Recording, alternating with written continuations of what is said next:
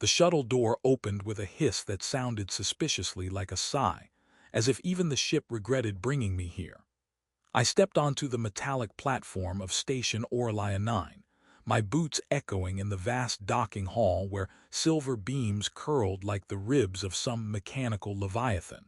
Around me, travelers of every species drifted in loose streams, some gliding on anti-grav sleds, others strutting on too many legs, and one very large, very hairy being who appeared to be arguing with a vending machine that refused to sell him a beverage labeled volcanic berry burst.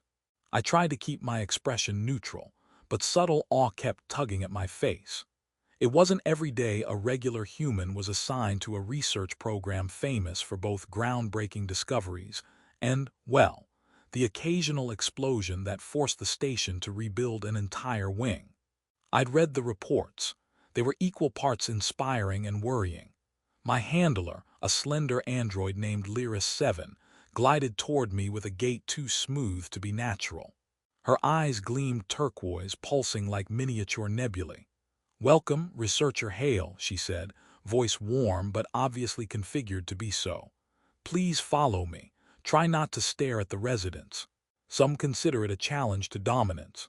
"I'm not challenging anyone," I whispered, but my gaze inadvertently lingered on a 3-meter reptilian creature whose claws looked like they could open sealed doors. Not doors meant to be open, mind you. The creature noticed and gave me a polite nod, which was somehow even more terrifying. As we walked down a corridor lit with lines of shifting violet, Lyris added, "The director is excited to meet a human participant. Not many apply after reading the waiver." She offered a smile as she handed me the tablet containing said waiver. There were 8 sections titled "If Something Goes Wrong," followed by things I truly hoped were metaphors, like, "In the unlikely event of transdimensional displacement, you may experience mild déjà vu or severe existential duplication." "Why didn't anyone tell me about this before I arrived?" I muttered. "We did," Lyris said. "You clicked accept in 0.8 seconds. That's because I thought it was a cookie policy." She paused, blinking once, processing or possibly judging. Humans continue to amaze me.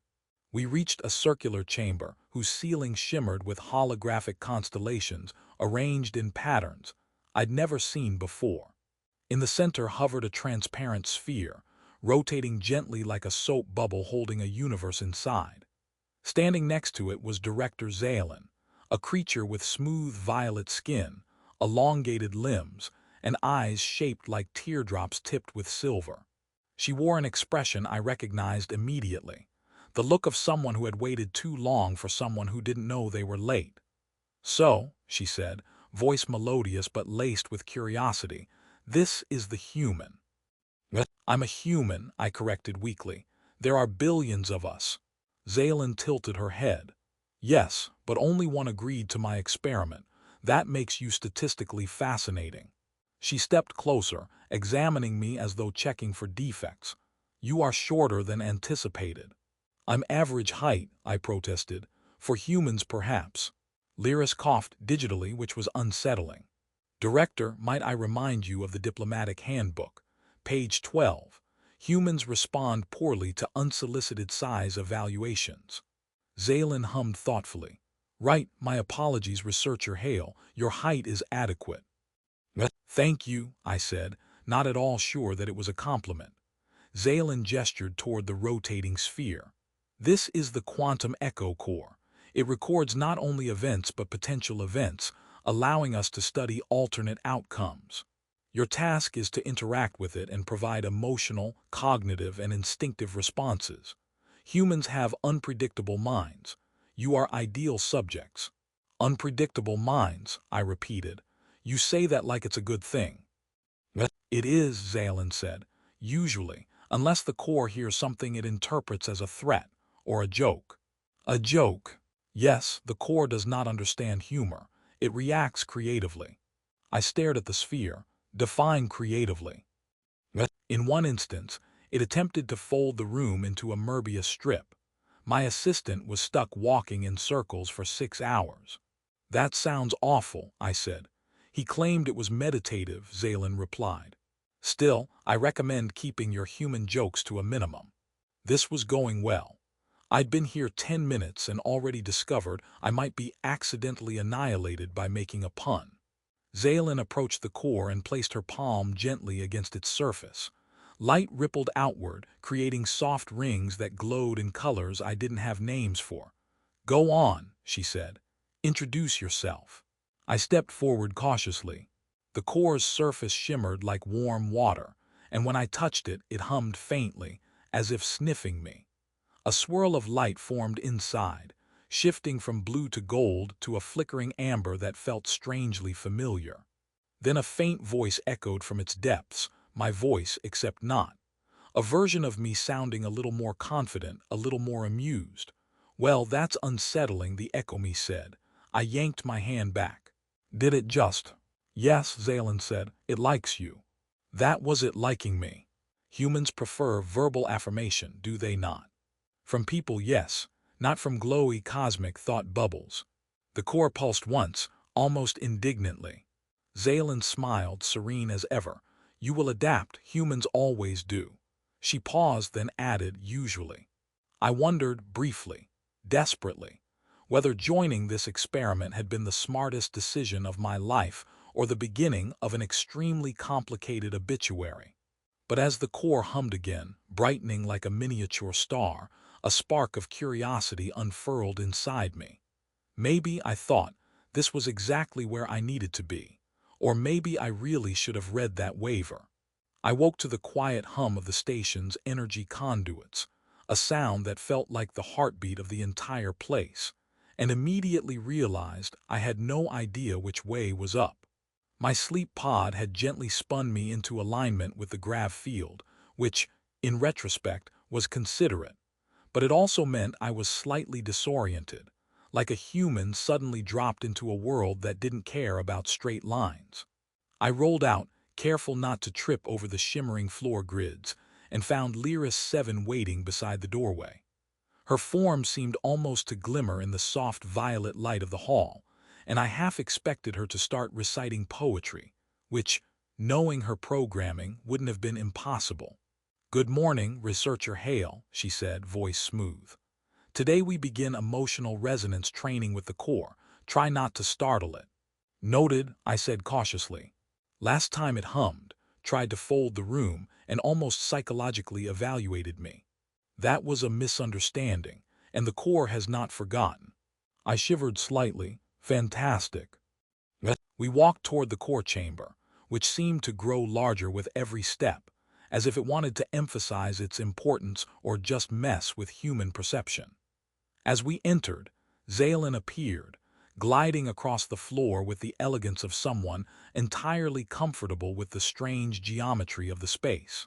Today, she said, we test improvisation under simulated threat conditions. I blinked. Simulated threat conditions. A minor emergency scenario, she said calmly, with a holographic manifestation of potential invaders. The core will assess your responses, both instinctive and creative. You may find this enlightening. I gulped, or terrifying, or both. Zalen's long fingers traced a pattern in the air, and suddenly the chamber filled with floating shapes, luminous drones shaped like crystalline birds, humming softly but menacingly. They hovered, tilted, and flitted like predators who had learned ballet. I instinctively crouched, which immediately triggered the core to pulse bright green, and a tiny voice echoed in my head, interesting. Human instinct recognized. I glanced at Lyris, who gave a polite nod. Step 1, survive. Step 2, interact. Step 3, avoid embarrassing yourself. Easier said than done. The drones swooped closer, and I tried waving my arms to scare them off, which had the exact opposite effect. They spun around me, creating a vortex of glowing light that made me look like a human caught inside a particularly chaotic snow globe. Zalen's ears twitched in the corner of the room. A gesture I had learned meant she was simultaneously amused and mildly horrified. Then, out of nowhere, a human voice shouted from my memory, or maybe the core's simulation. I wasn't sure. If life gives you drones, throw something shiny. I glanced down, and my hand happened to be holding a reflective clipboard I had forgotten to put away. Without thinking, I lobbed it toward the nearest drone. The thing bounced harmlessly off, but another drone collided with it and spun in midair, creating a dazzling reflection that caused the other drones to pause, confused. Zaylen blinked, ears flicking upward. Unexpected strategy. Calculated chaos, the core approves. I puffed out my chest. See, humans are adaptable. A slight hum indicated that the core was very pleased with my reasoning, or at least with the spectacle.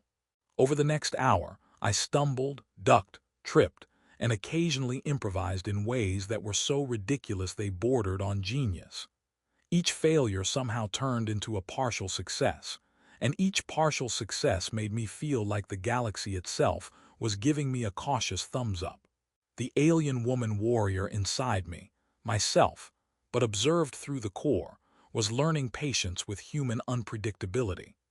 I had never considered that fumbling could be a strategy, but apparently it was, if the audience was a glowing intelligence designed to judge outcomes in ways humans could not understand.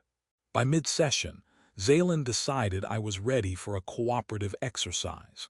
She created a holographic projection of a complex energy grid that needed stabilizing while drones continued to flit around. I groaned. Stabilize an unstable system while avoiding glittering death birds. Got it. She tilted her head, and her long ears angled sharply forward, which I took as a warning. The core will measure your emotional resonance. Do not panic. Do not hesitate. Do not overthink. Humor may be tolerated. May be tolerated, I muttered, though I couldn't stop the smile creeping across my face. Great. So my natural approach of panicking, then cracking jokes, is acceptable. Together we worked on the grid. I handled the intuitive slapdash adjustments while she guided the precise calibrations, her fingers brushing mine occasionally. An accident, or perhaps intentional, I couldn't tell. The drones reacted to our combined energy, their patterns stabilizing as the grid aligned. My heart raced, but not with fear, more like the thrill of seeing two different methods merge into one working solution. When the simulation ended, the chamber went quiet, except for the hum of the core, which pulsed warmly as if applauding. Zaylen's expression softened, ears curving gently. You have potential, researcher Hale. Unpredictable, chaotic, but promising. I wiped sweat from my brow and offered what I hoped was a modest bow. Thank you, Director. I will try not to destroy anything else today. She laughed softly, a sound like light waves folding into themselves. No promises are required, only perseverance and curiosity. You have already shown both. As I left the chamber, the core's pulses seemed to linger in the air, like it wanted me to feel its approval even as I moved away. For the first time, I realized that my human flaws, my clumsiness, my improvisation, my tendency to make ridiculous decisions, were not liabilities here. They were part of the equation that made me effective. I paused in the hallway, looking back at the chamber, and allowed myself a small, private laugh. Maybe humans were myths in alien stories, but today, I had proven that even chaotic humans could hold their own in a galaxy that constantly expected perfection. And somehow, despite the flashing lights, drones, and potentially lethal simulations, that felt exhilarating. The morning air on Station Orlia 9 hummed with the quiet electricity of expectation, a subtle vibration that seemed to ripple through every panel and floor grid. I walked toward the central chamber with Lyris 7 at my side, boots clicking softly on the polished metal, trying to convince myself that today would be different from every other test day. Today, they said, I would face the final scenario, a simulation designed to merge everything I had learned with the core, testing intuition, creativity, and emotional resonance simultaneously. I wasn't sure if it was a trial or a cosmic practical joke, but at least I'd survived the preliminary chaos exercises, so theoretically I had a fighting chance. The chamber opened to a scene that made my stomach flip. A sprawling holographic battlefield, dotted with collapsing terrain, shimmering energy barriers, and autonomous combat drones programmed to behave unpredictably. Zaylin appeared beside me, long ears arching in a way that suggested both caution and amusement. "This is the culmination," she said, voice calm as liquid metal. "The core will assess your ability to cooperate, improvise, and survive. Failure is informative." I muttered something about human humor and failures being equally informative, which earned me a twitch of her ears that I suspected was her way of smiling. The drones buzzed, a low mechanical chorus, as I realized that the minor emergencies of the past had been warm-ups. I swallowed and took a deep breath, trying to summon the confidence I had discovered in myself over the last few days.